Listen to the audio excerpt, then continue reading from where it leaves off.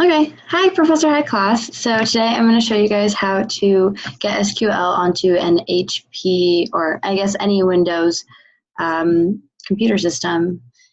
So it's pretty simple. What we used for this class or what was recommended was the Microsoft SQL Management Studio or the SQL Express Studio. So it's pretty easy. All you have to do is put that into your search engine. I use Google here on Chrome.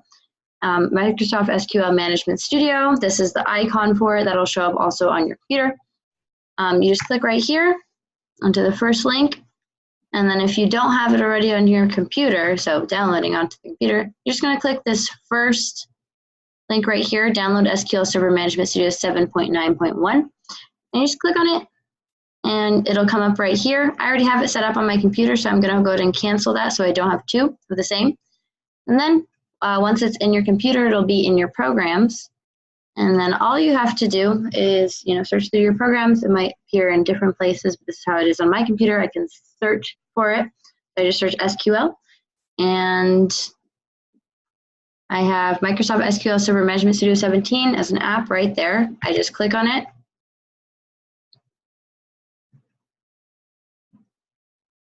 It's going to ask me if I want to connect my desktop, and I'm going to go ahead and do that. Click connect.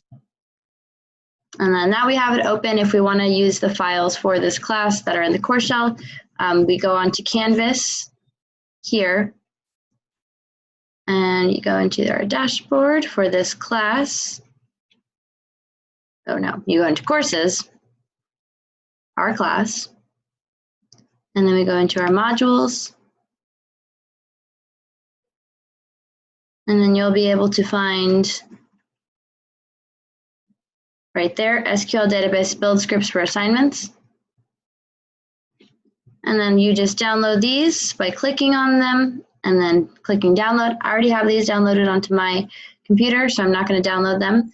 I've organized them all into a folder onto my desktop right here called SQL 101.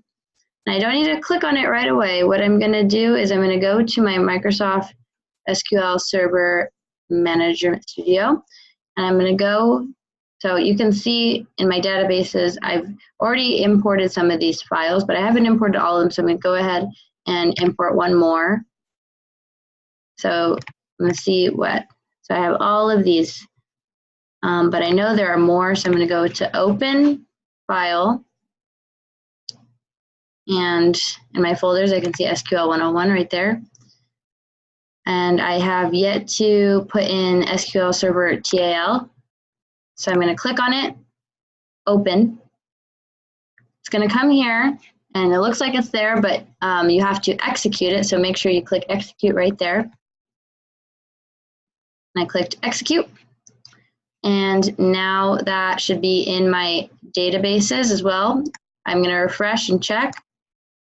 And there it is right there. And now we have access to all of those things so we can continue to use them for the assignments in this class.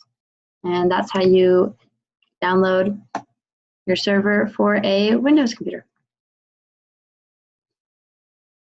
If I can figure out how to end the video.